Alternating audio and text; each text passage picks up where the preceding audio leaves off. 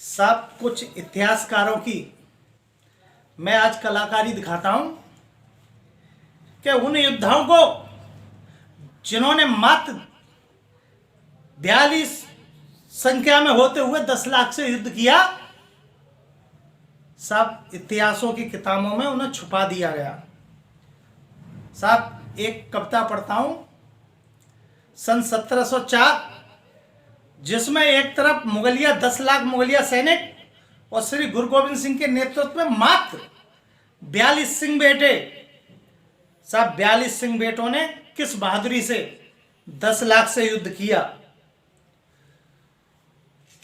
कि छुपा लिया था इतिहास हमसे। अकबर महान पढ़ा दिया और हटा दिया उसको पन्नों से जिसने मुगलों को झुका दिया। अरे मात्र 42 सिंहों के बल पर 10 लाख को ललकारा था। मुगलों को नानी याद आ गई, ऐसा थप्पड़ मारा था कि चमकौर क्षेत्र कुछ काले बादल, -0 डिग्री सेल्सियस से भी नीचे तापमान। और साहब तब 42 बेटों ने 10 लाख से कैसे युद्ध किया कि चमकौर क्षेत्र कुछ काले बादल, अरे थोड़ी बूंदाबांदी थी, रणचंडी प्यासी घूम रही थी, कथा अमर हो जानी थी। और चारों तरफ मुगलिया सेना एक अटारी दिखती थी और सरसर करती सरद हवा जो तन को ठंडा करती थी। बाहर ठंडा मौसम, अंदर शोले धधक रहे थे और राष्ट्र प्रेम पर सीट चढ़ाने बेटे मचल रहे थे। तब जत्थे बने 5-5 सिक्के जो आहुति को तैयार थे कि तब जत्थे बने 5-5 सिक्के जो आहुति को तैयार थे और धर्म बचाने हिंद का और थाम लिए हथियार थे। और चिंता नहीं थी उनको तब किस किस का होगा अंत, कि चिंता नहीं थी उनको तब किस किस का होगा अंत। पता चले बस दुनिया को क्या है खालसा पंथ। साहब जब श्री गुरु गोविंद सिंह के नेतृत्व में 42 बेटों ने युद्ध किया तो साहब एक चित्र खींचता हूं, देखिएगा। गुरु बोले आप 2 नहीं 42 बेटे हैं मैदान में। गुरु बोले आप 2 नहीं 42 बेटे हैं मैदान में और सभी के रक्त की बूंद बराबर धर्म के बलिदान में। अरे जाओ बेटो आप धर्म पर तुम मर मिट जाना, जब तक अंतिम सांस बदन में दुश्मन को मजा चखाना। अरे युद्ध छोड़ शांति की बातें सारी गलत फैलाई थी।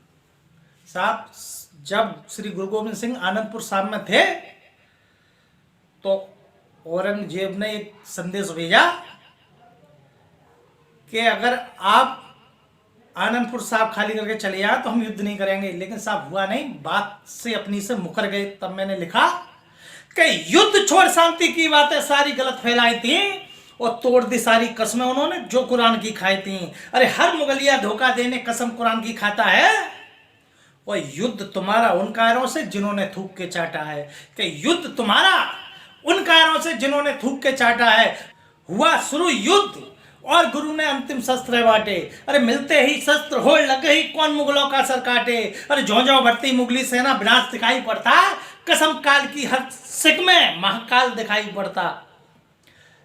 4 पैर एक मुख सियारों के भी होता है, कि 4 पैर एक मुख सियारों के भी होता है, पर सियार सियार ही रहता, सिंह नहीं होता है। अरे सिंह दहाड़े तो गगन में बादल फट जाते हैं और सियार भेड़िया कितने भी हो पैरों में चुभ जाते हैं।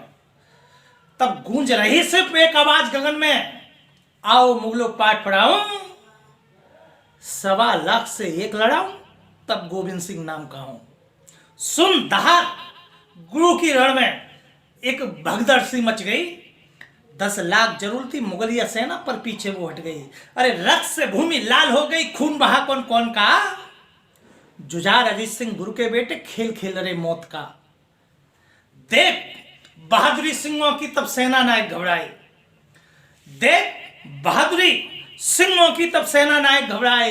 एक दूसरे की बगले झांके सम्मुख कौन जाए। अरे सम्मुख गए तो जीवित नहीं बचेंगे, बस समझ लो इतना मौत कुत्ते की मरेंगे। तब धोखा शैतानियां कायरता पनपने लगी और सेना भी नई नई युक्तियां गढ़ने लगी। तब एक एक सिख हजारों से लड़ने लगा और अपने बलिदान को और गहरा करने लगा। कि बूंदें गिरी जो रक्त की वो धरा रंगने लगी। चमकौर की सारी दिशाएं तब गुणगान करने लगी। जो नशा था देशभक्त का वो सिर चढ़ने लगा। तब रंग वहां की माटी का सुर्ख लाल पड़ने लगा। जब जीत सुनिश्चित हो तो रण कैसा, जो झुक गया दुश्मन के आगे वो सर कैसा। जब पता हो मौत निश्चित है तब जो अड़ जाता है, मरकर भी इतिहासों में नाम अमर कर जाता है। बलिदान हो गया बेटों का, पर वीरता सर चढ़ के बोलेगी। कभी चमकौर बोलेगा, कभी सरहिंद की दीवार बोलेगी। जय हिंद, भारत मां की जय।